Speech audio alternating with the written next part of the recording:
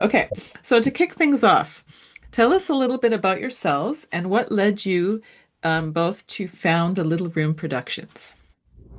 I can jump in. My name's Isaac Enquist. I'm a dance artist, and um, I've been dancing in Vancouver for over 15 years as a professional dance artist. And Eowynn and I have been collaborating together and dancing together for over 10 years. And so, what sort of originated as um, a video project commissioned by Bloom, which is a project of mass scale dance. We started this collaboration, and since then, Little Room has sort of become the container for our creative output together. And also individually, I'd say too, like we met in SFU in the dance program there, and we really connected right away, I guess, in our desire to tell stories and to like how dance gets you get to have a moment where like all of a sudden you have an altered reality or and you get to create you get to create a new reality for yourself within this creative world, and however you want to function in it you can. And so we like I think creation was always an exciting thing for us, and like getting in the studio and seeing what could happen and what can arrive, and then like inviting the audience into that. And I think Little Room we also created just outside of COVID, and so we had started collaborating with a filmmaker, Daryl Ahi and Lula Beljedinak, and the four of us just like really jived, and that became the first of two film projects that we've done.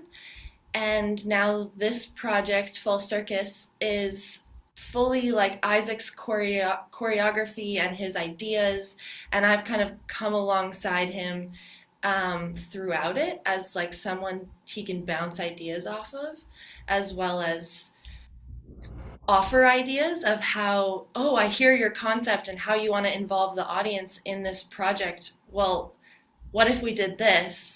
I think that could really pull in our friends or our parents or and like true I guess yeah, creating space where we can invite in all of our different communities in our walk of life. Um, so we're also taking on different roles within each project, um, but having each other to kind of bounce ideas off of has been like a very important part of the things we've made. Hmm, Mhm. amazing.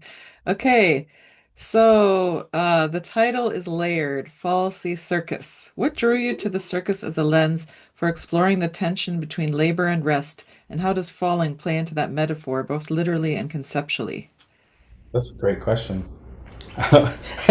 um, so yeah, we both have done a little bit of work in the circus world, and I really enjoyed this sort of this description of circus as presenting something that is like demigod like or impossible. We go to the circus when we want to see something that we don't believe that we could ever do ourselves. And so circus is in the name because we're presenting a dance that is very challenging, really physically demanding, and I really am trying to make a dance that defies the laws of physics a little bit. And so we're coming to see a spectacle and being really honest about that. And the reason we call it a false circus is because we're showing that rest on stage, and we're showing the reveal of the human bodies that are doing this work on stage. And that's something that circus really doesn't do, where we want to show this big glorious thing, and then we want to get off stage and keep the magic alive, whereas I kind of want to let the magic become real in real time. And also, we call it false circus because it's a bit of a floor work piece, and so we're doing lots of movement that falls into the floor, and so just being quite literal about that. Um, and I'm really excited about a dance that gives the audience that spectacle that we're looking for, and then revealing something that's pedestrian and ideally accessible, so that we could eventually get to a dance that feels like something that everyone can join in on. I don't know, Eowyn, if you want to jump on that at all, or Well, yeah, I guess maybe it makes me think about how this piece, yes, there's the maybe in the circus world, you would come on, do your act, and then you would go off stage, and in the back curtains is where you would like catch your breath. Mhm. But Isaac has choreographed this piece that I get to dance in, and recently in rehearsals, I've been thinking, oh yeah, like here I go, and like once I start his choreo, it's like you can't stop. Like it's like a meditation, or it's like a moving train that you just like if you as soon as you think about something else, you will like go off track. And so it's very demanding in the sense of your awareness and your physicality and your commitment to the movement. And then once you've finished like said phrase or the the choreography that's been laid out, there's these moments that Isaac has offered us as performers to rest, but we're still being seen by the audience. And it makes me think, oh, like it's a vulnerable thing to actually let myself breathe and rest in front of the audience instead of hiding maybe what I need in that moment. And it reminds me of like a yoga practice where you like go full in and you commit to the like movement, and that's the only thing on your focus. And then all of a sudden it's like lay down, savasana, take a second and check in with yourself. Mhm. And that checking in with oneself, I think, with the audience is going to be revealing. And I do, yeah, hope that it can turn into something relatable, like that they see us as people like them. I think that exhaustion is an amazing tool for honesty. Like we release masks when we become exhausted, and um, yeah, I don't know if that's this piece or my work in general, but I love it. I guess it's like to me, it's like the goalkeeper. He has to go for the ball, and then he has Yeah, to rest. totally. Uh, In soccer. Okay, now when I was doing these interview questions, I was only told Isaac was going to be on the call. So I have a question. I guess it's more for Isaac, but maybe it applies to both of you. And it says your movement background spans martial arts, snowboarding, and contemporary dance, pretty genre-defying roots. How did these disciplines show up in the choreography of Fall Circus? And do you think that fusion changes how audiences read the work? Oh, those are great questions. I um okay, yeah. I I grew up in the Kootenays. I was snowboarding as young as I could walk, and so that sort of has always lived in my body and the way that I'm moving. My dad was a karate instructor all throughout my childhood, and so karate was something that was in the home. Um, and it's worth also saying that my mother was a massage therapist, a body worker, and so the conversation about rest and karate was constantly happening at the dinner table. She was very confident that to think about violence as a practice is something that concerned her, and my dad really felt like it was a really important thing to think about, an important thing to talk about, and so I sort of like sat in the middle of this a lot, and I think that influences my work a lot. Um, Getting into movement and contemporary dance, I think I tried to get that technique out of my body as a dance student, and after I think about 9 or 10 years of trying, I decided that it just lives in my body and I can't get rid of it, and so um, I've started to really integrate my choreographic practice into what I know about martial arts. I think it's an amazing technique, and I think that the way that karate and Shotokan uses gravity and uses the ground as a tool in movement is, I mean, I could go on about the actual nuts and bolts of the technique, but using that as a source information to make movement, that feels like it's a very clear example. And when I'm in the rehearsal space, um, karate is just the technique that I'm coming back to. And then snowboarding integrates style. And so I always think about snowboarding as it's this rotational element that allows you to twist the body in really exciting ways. And so if you watch the Olympics, um, slope style border cross, the way that they're coming off of that jump and the way that they're rotating their body into movement, I'm just constantly thinking about. Um, and so that's sort of, I guess maybe that's the unique thing that I'm trying to insert into West Coast contemporary dance as a community. That's great. I Excellent. I do have something to say actually. Just Oh, I love great. I loved hearing like your story about sitting between your mom and dad and that conversation, and it makes me think like you've always been interested in listening to a counterpoint as well, and I think as a that comes across in the studio also within the dynamics of Isaac being the role of choreographer and listening to the dancers and included like I feel like something that's been huge in your practice is like offering a technique that is quite physically demanding, and then dancers will be like, oh, like this thing like it's kind of hurting my shoulder, I'm starting to feel the wear of it, and your interest in finding movements that are defying gravity but have the mechanics be supporting like the individual's bodies and how we can like navigate movement in a healthy way, like in a healthy practice, and finding and creating space for us to like bring up what we need in rehearsal, what we need as artists to fully dive in but also take care of ourselves, and so I think that that is also a huge part of your practice that is maybe more of a behind the scenes thing but still comes from the inspiration maybe of your parents. Cool. Oh yeah. That's very interesting. Yeah. Okay, another question. The show moves from highly technical, gravity-defying movement into raw, improvised physicality. Can you walk us through what it feels like from the inside as a performer? Is there a moment in the piece when you feel the shift happen? Hmm.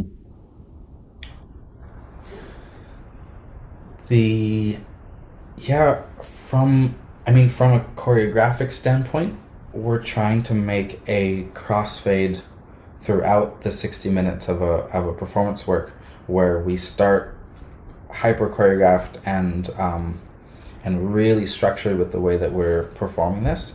And then as the work continues, we're slowly releasing that structure and finding improvisation.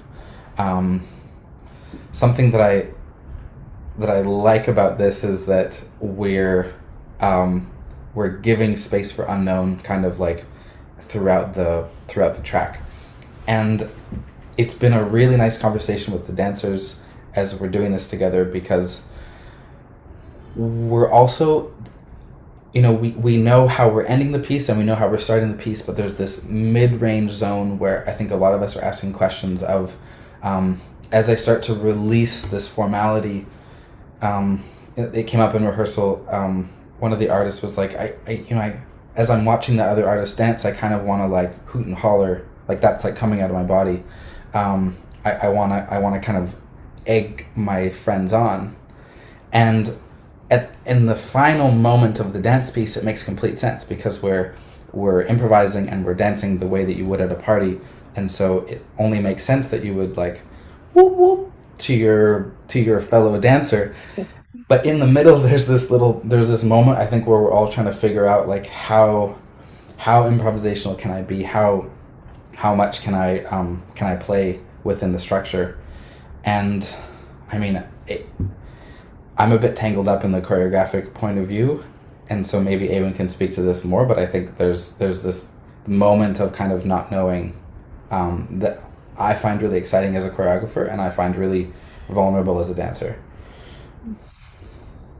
Yeah, I think piggybacking off that, the excitement as a dancer for me is when I'm given a structure and I'm following the structure, and then it like it feeds me like this the choreography and the structure, when I commit to it and I'm just like following through, all of a sudden all of these other things that live inside me start to bubble up, and all of a sudden I think structure gives way to expression, and it gives way to for us to um, then follow through on our own impulses, and to like sit inside of what's given and then be like, whoa, but what about, what do I want to do, like what's happening inside of me. And so as a Mm. dancer, I've been like focusing on, okay, what's the beginning of the structure, and I just like that's where I that's where I hone in, and where I like learn about what this piece physically is about. And then that gives way for me to riff off of or jam on, or like it kind of supports me to then like explode in a way. Mm. And yeah, so that's what I'm excited about, is just kind of like seeing that through. As a performer, I love the unknown. I love to like sit in what's gonna happen, like now that we're all here together, now that there's lights, now that there's audience, now that we're in costumes, like something's gonna shift. And actually, Isaac has always been a dance partner who has like very much like kind of like nudged me and been like, it's not going to be the same, don't you think it's going to be the same, like get ready for it to all change. Mhm. And I think this is a perfect example of that, the show. That's It great. it makes me think, Alec, when you're at a wedding, what is the moment that you decide that you want to join the dance floor? Usually it's the music for me. Yeah, Hey, like there's that moment that there's a song that you're like, you know what? Like the release of, I don't know if it's a release of inhibitions, but the release of self-conscious, Mhm, hmm. where we decide to jump in. I feel like that's a really exciting moment for me that mhm. I'm hoping to find somewhere in the middle. That's great. Okay, so improvisation in a live performance carries some risk. How do you and your seven performers prepare for something that's intentionally unscripted? And how do you hold space for that vulnerability night after night? Eowyn, do you want to take that?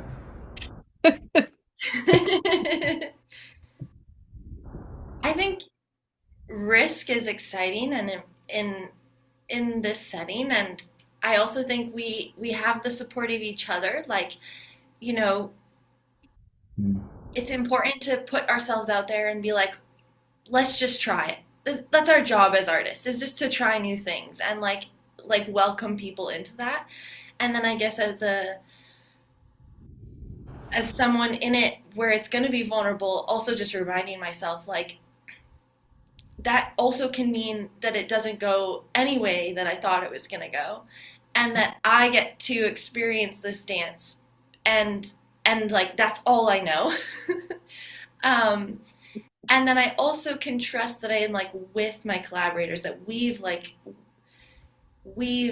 connected pre-show, and we have each other, and we get to dance with each other, and like that will be enough. Mhm. um And I think also like we're working with Jonathan Kim, an incredible lighting designer who we've worked with before. And he's actually surprised us multiple times in shows we've made, where we've choreographed the entire show, and then we show up to the theater and he's like, boom, presses a button, and like the lights are going wild, and they're doing like they're creating spaces that we hadn't even imagined for that moment, but like that just kind of like elevate every element that we have proposed. And so I feel like confident that I'm surrounded by people who are invested and going to pour something into it.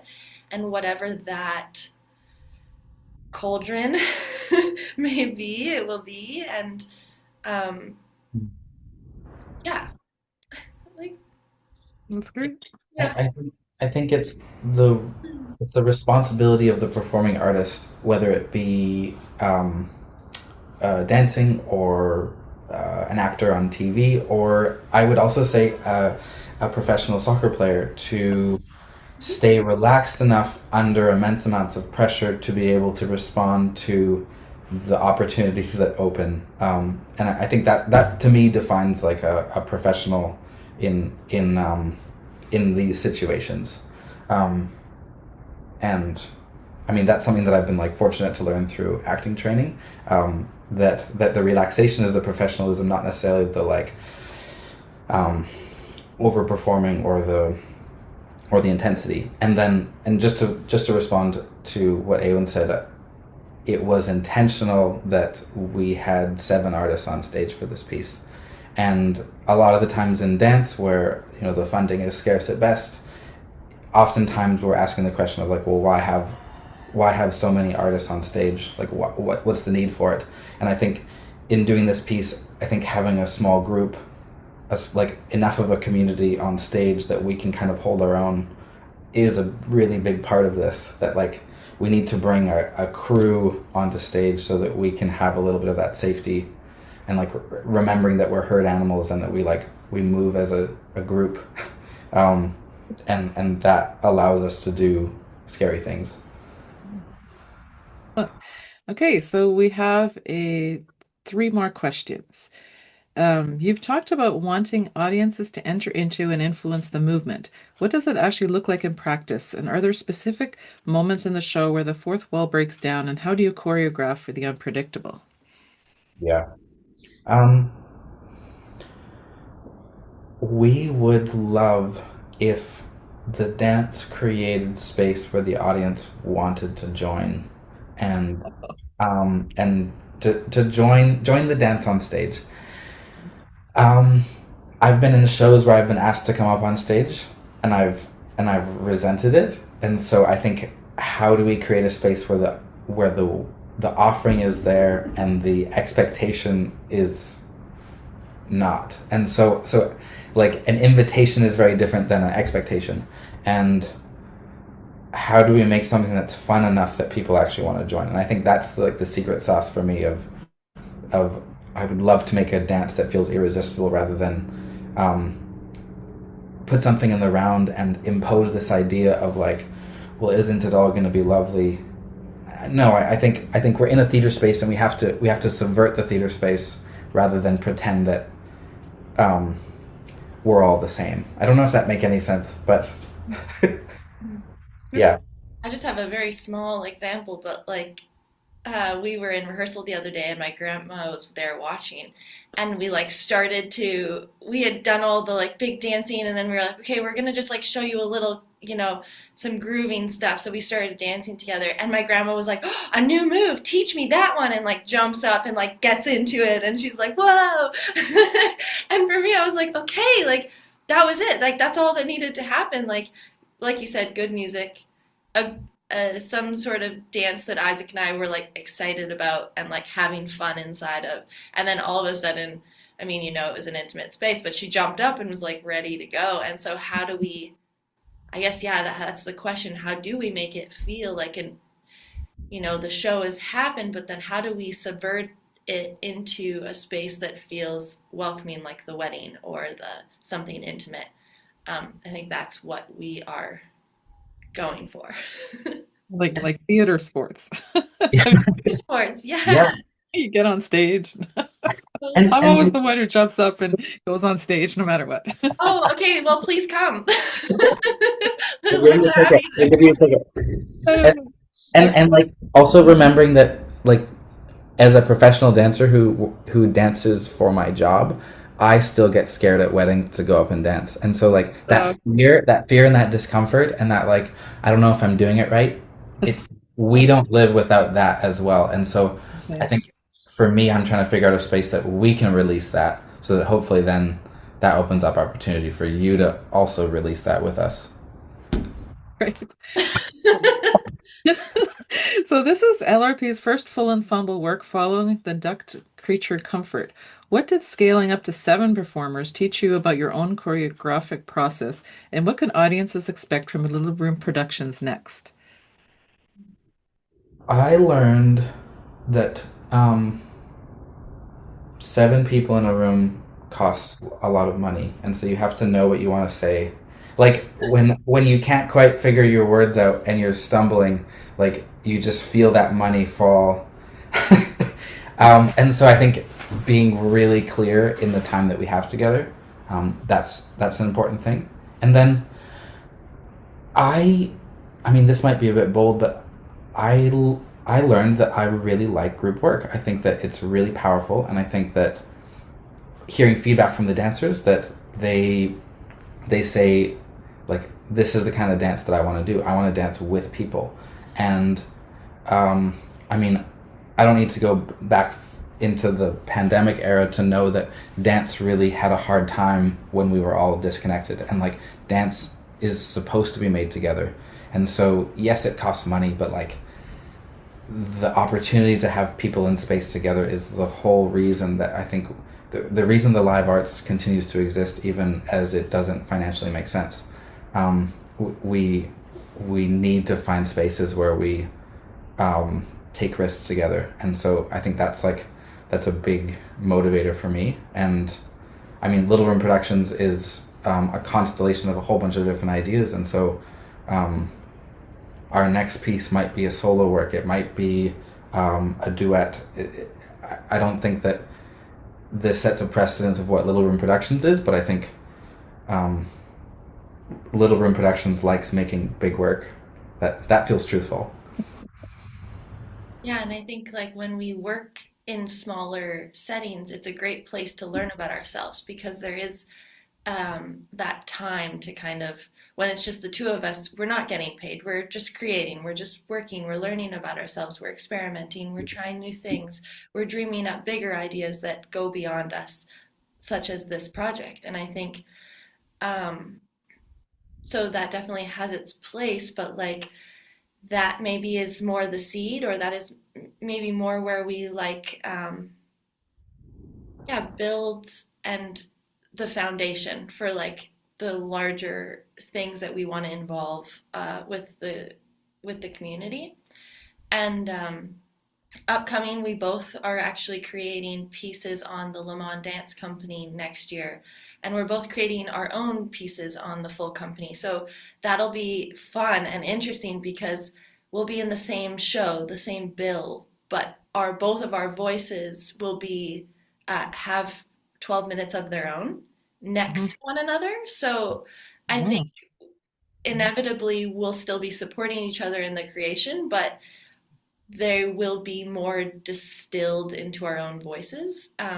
Yeah, with a group setting. So I think this has also been like a an amazing experience to work with a group and build something, and then now kind of like starting to get to do that more with larger groups of dancers, because that is always very exciting when you get to work with lots of artists. Yeah. mhm. Sounds great. Okay, and the final question. What would you like to say to my readers who are, mostly German, Swiss, Austrian background? And how would anyone interested best connect with you? Like even if people wanted to support your dance projects or things like that. Yeah. Um, Go to our website, littleroom.ca, Mhm. uh, and we have a donation link if you're interested in supporting the project. And I mean, know that supporting dance goes a long way. Like this is a very small organization, so you'd actually be making a big difference in our project. And if you send us a message, we'll actually read it. We are also a small organization in the sense that we'll actually respond to you. And gosh, I think a message to the readers would be, um, this might be a bit personal, but I feel like living in North America can be quite lonely, and I think there's something to be said about um, a general lack of culture that exists in the North American space, where I think there was a lot of bleaching and a lot of removal in the coming over. And I think, like, I look at my own family history, we we discarded senses of our identity in order to come to America and become American. And so for me, contemporary dance feels like the awkward attempt at refinding a dance that was lost somewhere on the boat. And so I think if you're living in Canada and you're feeling lonely, I think come to a dance show and like see if it doesn't at least feel like a reconnection. And of course it's going to be awkward because like that's what America is. Like we're an awkward nation trying to figure out what we're all doing here. And so yeah, I think like be brave and like come dance with a stranger, or like be brave and come dance with a friend that you've always wanted to dance with. Because that's, I think, when I talk to civilians out there in the world, I think that's something that's on our mind a lot. Nice. Beautifully said. I think that's it. Well, thank you so much for both for your time.